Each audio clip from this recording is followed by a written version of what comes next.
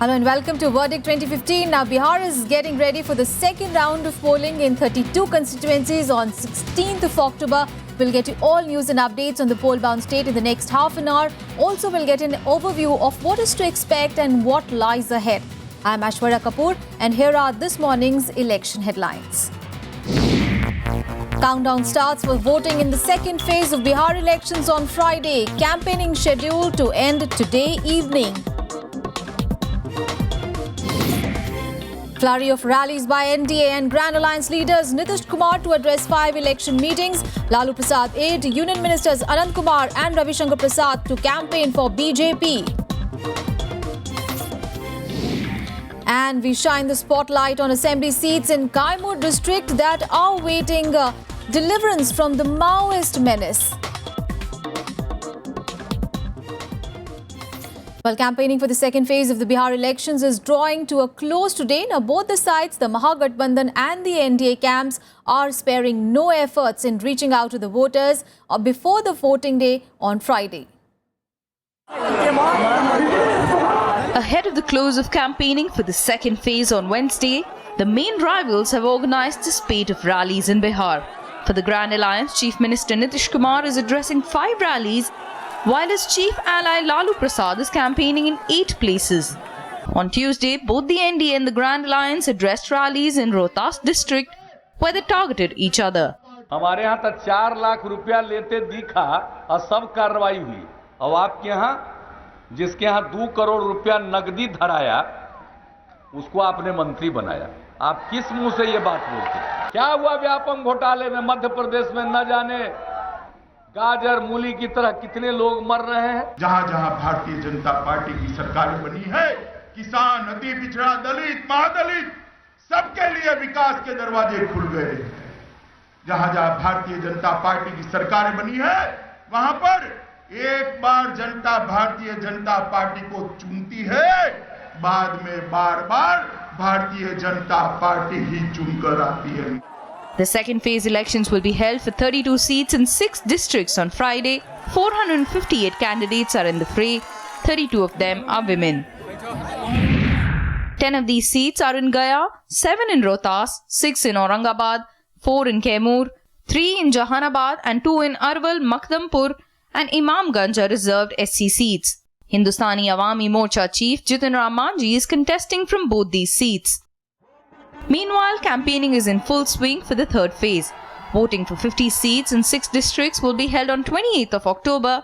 The fate of Lalu Prasad's sons Tej Pratap and Tejaswi Yadav will be decided in Mahua and Raghopur. Polling for the 4th and 5th phases will be taking place on 1st and 5th of November, while the votes will be counted on the 8th of November. Bureau Report, Rajya Sabha TV. Well, the NDA has also lined up many election rallies today before the close of the second phase campaigning. Now, leaders who will be addressing public meetings include Union Minister Anant Kumar, MP and National General Secretary Bhupinder Yadav and Mukesh Sahni Benipati. Now, former Bihar Deputy Chief Minister Sushil Kumar Modi and Ravi Shankar Prasad are also expected to address meetings in Arwal, Ramgarh and Aurangabad. Madhya Pradesh Chief Minister Shivraj Singh Chauhan will address the rallies in Nokha and Karakat. Now, former Chief Minister Jitin Ram Manjhi will address election meetings in Arwal. Now, Union Minister Ram Vilas Paswan and Giriraj Singh are also expected to address rallies today.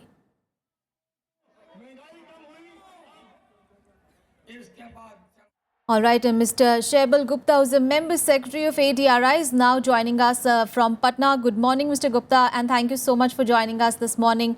Now, Mr. Gupta, campaigning for the second phase is now drawing to a close. We saw 57% turnout in the first phase. Do you think that this high turnout trend will continue in the other phases as well?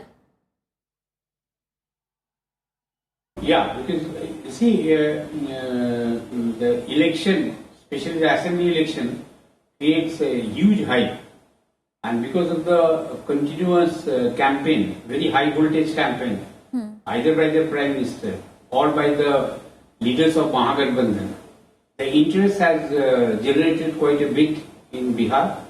And secondly, this is going to be a benchmark election that for the last 10 years, development was a very important agenda. And in this election, it's going to be a new politics will get ushered.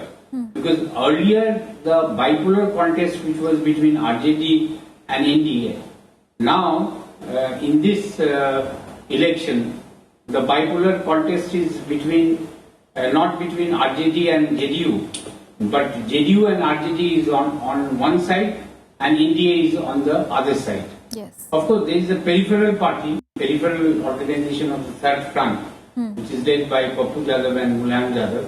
But this is a new configuration of political forces which has emerged in Bihar after 25 years. So that is also creating some amount of uncertainty, but also extreme excitement.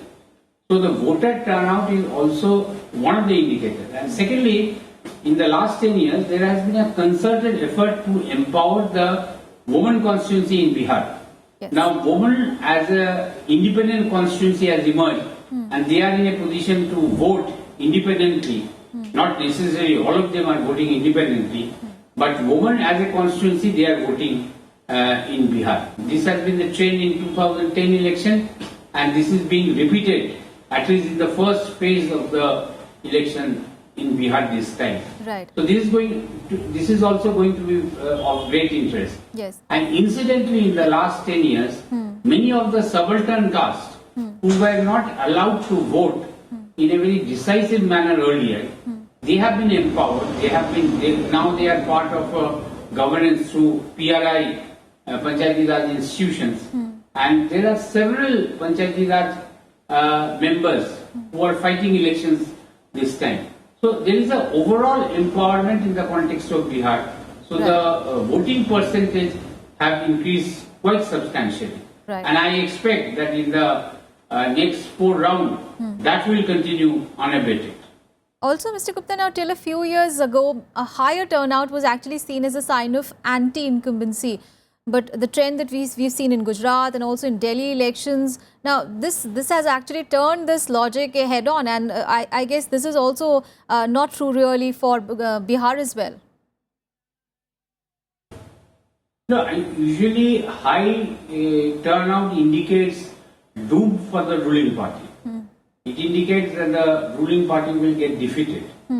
But that happens only when there is a anti-incumbency factor which operates. Fortunately, in the context of Bihar, there is not a substantial anti-incumbency factor in Bihar. In fact, practically there is no anti-incumbency as far as Nitish Kumar is concerned. So the increase in the voters' turnout indicates that as of now, I don't know, I cannot prognosticate. It indicates some sort of a vote of confidence for the existing ruling party. If you see this trend, even in 2010 election, the voting percentage had increased. That indicated some sort of a vote of confidence for then NDA, which was again it was led by Nitish Kumar. So I think this is a contrary type of situation which is emerging, even in some of the country, even in some of the states in the Hindi heartland or Western India. The higher percentage do not indicate doom for the ruling party, but rather reinforcement of their support for the ruling party. Also, Mr. Gupta, now, recent elections have also shown that whenever the number of people at the poll booths go up, it is mainly because of the enthusiasm of the first-time voters, the youth. So all those parties who are selling development as the theme of the elections, do they have reasons really to be optimistic? No, I think even in the case of Bihar, there is a huge increase in the youth voters. How the youth is going to vote, we cannot predict at this stage. But in the context of Bihar, because development has been a steadfast agenda in Bihar, youth may be identified with the Nitish-centric agenda of development as well. But as a counter narrative, the Modi-centric development agenda is also being trotted out. And there is also enthusiasm for that agenda as well. How the youth will respond, we have to see. But one thing I would like to mention that in case of Bihar, there has been a tangible development in the last 10 years. Earlier, in the pre-2005, Bihar didn't have a functioning state structure. Not there has been a substantive growth story. But there is a completely change after 2005. I think the entire heritage of development which Nitish Kumar choreographed, possibly it will go in to the advantage of Mahagathbandhan. Okay. Though NDA, though BJP was part of the earlier part of NDA formation. Yes. But essentially, because Nitish Kumar was the leader, Nitish Kumar will get benefited by this, and the youth there will possibly identify with Nitish Kumar's development agenda. Right. So 57% voter turnout in the first phase, and there are indications that this trend is going to continue. Mr. Gupta, you stay with us. We'll just come back to you. Meanwhile, contesting on 241 seats alone, the Bahujan Samaj Party's chief Mayawati addressed an election rally in Bihar's Kaimur district, now attacking the alliance parties over the reservation issue. Mayawati said that the parties are not concerned about the state of poor in the country. Now, speaking against the BJP, former Chief Minister of UP said that bringing back the black money was a farce. हमारी party चुनाव में यहाँ बिहार प्रदेश की अधिकांश विधानसभा की सीटों पर अकेले अपने बलबूते पर पूरी तैयारी के साथ ये चुनाव लड़ रही है। या किसी भी पार्टी के साथ किसी भी प्रकार का कोई चुनावी समझौता नहीं किया है। All right, let's go back to Mr. Gupta. Mr. Gupta, now we are talking basically about the Mahagathbandhan and the NDA alliance, but nobody really is talking about the other parties in the fray. Nobody is talking about the left. Nobody is talking about the BSP. Do you think it is just going to be a neck and neck fight between Mahagathbandhan and the NDA, or do you think these smaller parties, so-called smaller parties, have a bigger role to play? No, I mean, essentially in Bihar it's going to be a bipolar contest between Mahagathbandhan and India.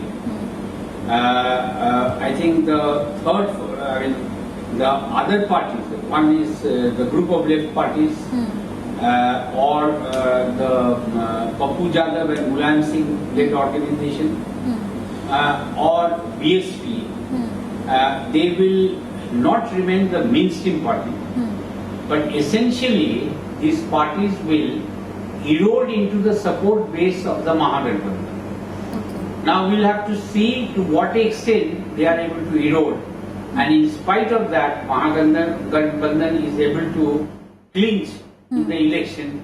It is still an unknown terrain. As far as the third front is concerned, Mulayam and Pappu Jadhav led front, they have around 20-25 sitting MLAs who couldn't get ticket in RJD or JDU or BJP. They are fighting from this formation. Now I don't think there will be a pushover. So they will also play a important role. But as far as the first phase of election is concerned, they have not been able to surface in a substantive manner.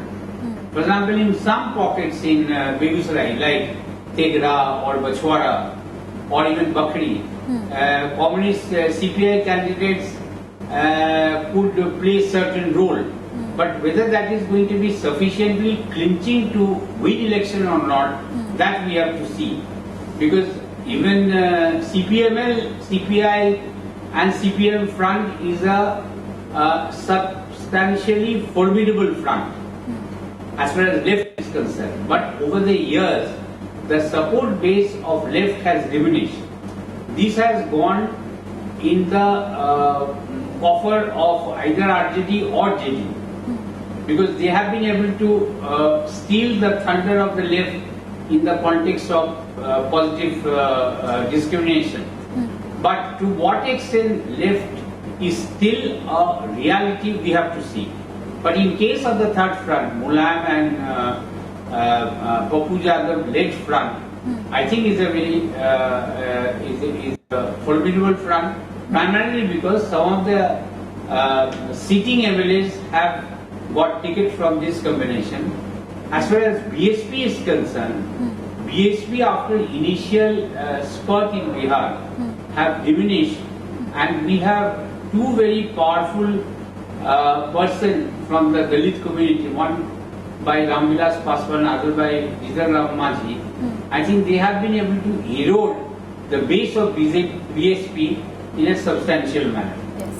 Even otherwise also historically, because left has been very powerful in Bihar.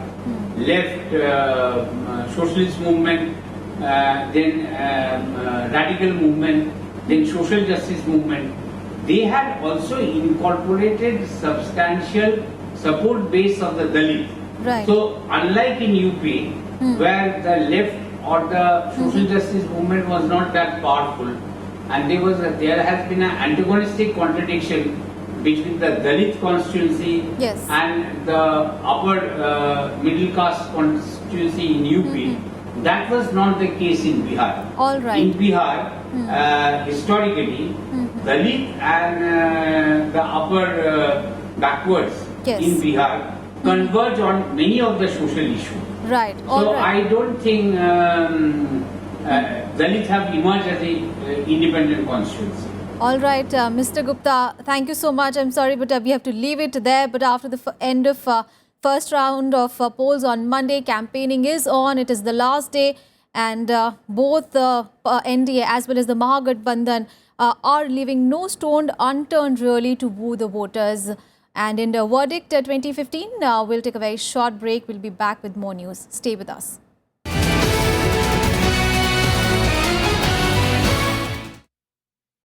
Hottest topics. If you can facilitate the opening up and the expansion of the international border trade, you can add to the economy. 370 धारा जो है वो जम्मू कश्मीर को मुल्क के साथ जोड़े रखती है. Candid confessions. The Congress has not been able to communicate. We have to revive our links with the masses. World-class healthcare is available to only a handful of people in this country. Courting controversies. A lot of leaders today think that they rule by divine right. Now, media has become manageable. Watch RSTV engage personalities to the point. Every Wednesday, 10 p.m. Thursday, 1:30 and 5:30 p.m. आपका मुद्दा.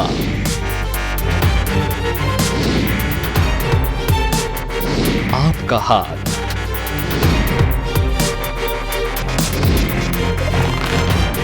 सरकार तक पहुंचेगा आपका सवाल. Rajya Sabha TV बनेगा आपकी आवाज.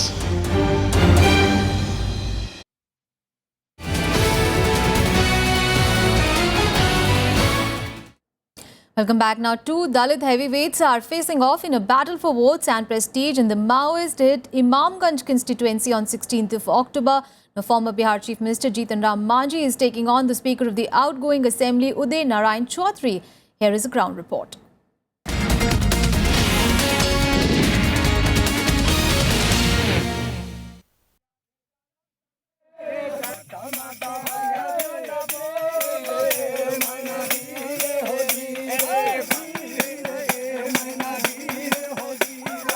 Jitan Ram Manjhi has a score to settle. The former Chief Minister had announced his candidature from the Makhdoompur seat when he sought the Imamganj seat.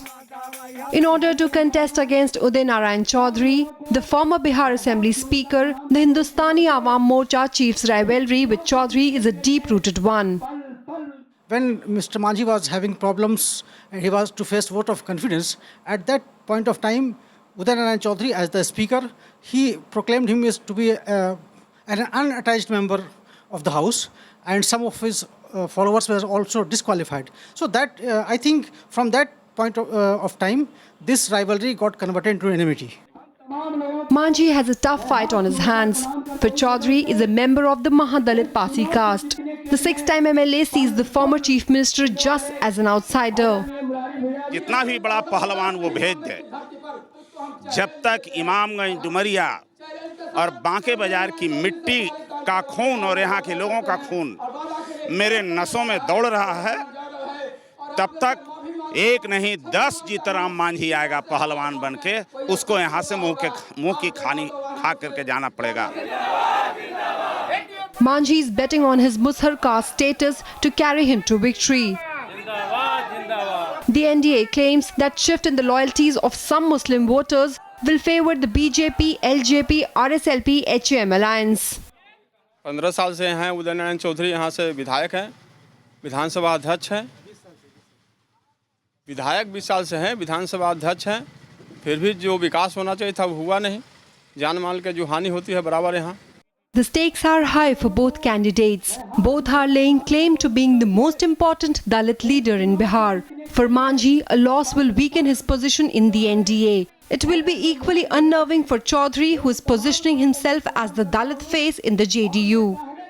In 2014, both Jitin Ram Manjhi and Uday Narayan Chaudhary fought Lok Sabha elections unsuccessfully as JDU nominees. However, in 2015, with Jitin Ram Manjhi deciding to take on Uday Narayan Chaudhary at his home turf, will make this contest a very keenly watched one. Reporting from Imamganj with camera person Sudhanshu, I'm Kriti Mishra for Rajya Sabha Television. And young voters in Naxal-infested Kaimur district of Bihar speak in one voice against poor internet and mobile connectivity. Voters here have decided to confront politicians with the demands for good roads, mobiles and internet connectivity, and these have become a major poll issues for young voters in the upcoming assembly elections.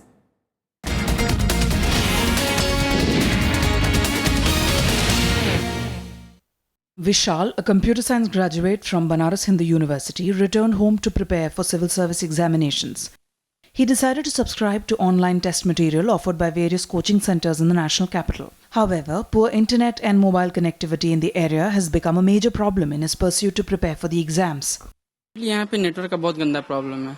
यहाँ हम लोग मतलब preparation करते हैं घर पे बैठ के, तो सारी बुक्स तो यहाँ अवेलेबल हो नहीं पाती हैं, छोटे शहर हैं, और जो सारी बुक मतलब जो भी कुछ हम लोग रिक्वायर्ड मतलब नेट से लेना चाहते हैं, तो नेट का प्रॉब्लम ऐसा है कि यहाँ पे देखिए सर्वर नॉट फाउंड, मतलब कोई भी साइट खोलने पे सर्वर नॉट फाउंड लिखता है। Many students have to spend more than 100 rupees to travel to Bhabua, the district headquarters, to get internet access. They are cut off from the rest of the world for 20 days a month due to lack of internet and mobile connectivity. Many have migrated to other states due to lack of development in the district. Network सही से मिल नहीं पाता है, और internet का तो आप भूल ही जाइए एकदम। इंटरनेट चलने वाला है नहीं यहाँ पे। बस इसी वजह से यहाँ के युवा यहाँ पे रहना नहीं चाहते हैं और इधर-उधर बनारस पटना जाना चाह रहे हैं। Many attribute the growing problem of Naxalism to the inability of governments to connect the village's youth to the outside world. However, representatives across political spectrum are making tall claims ahead of the crucial assembly elections. While the Grand Alliance is busy reminding voters about its election promise of expanding internet access, the NDA is harping on Prime Minister's tech-savvy image.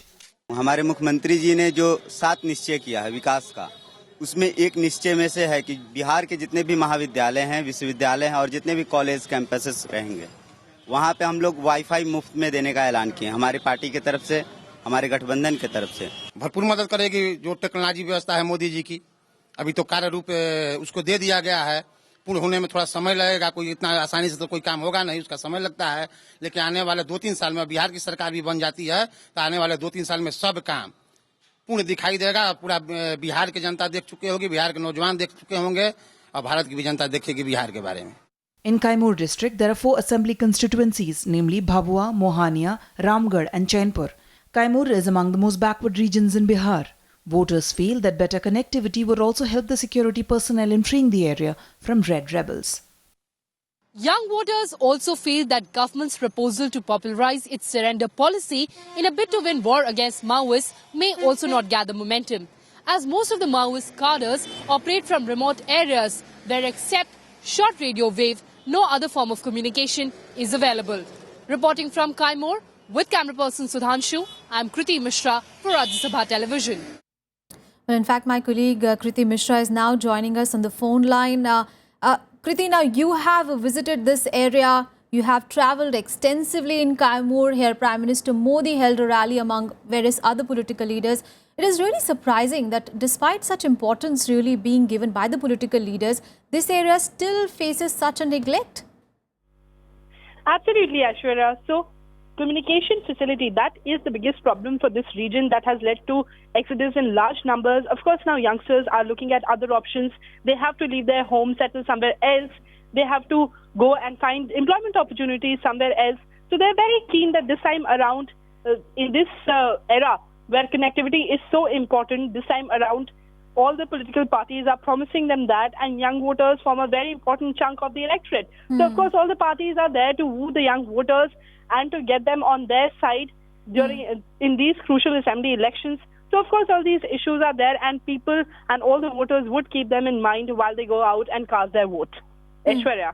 Kriti, also, there was a story where there was this entire village which is full of bachelors and people are not getting married because of a lack of facilities in this area. Tell us more about that.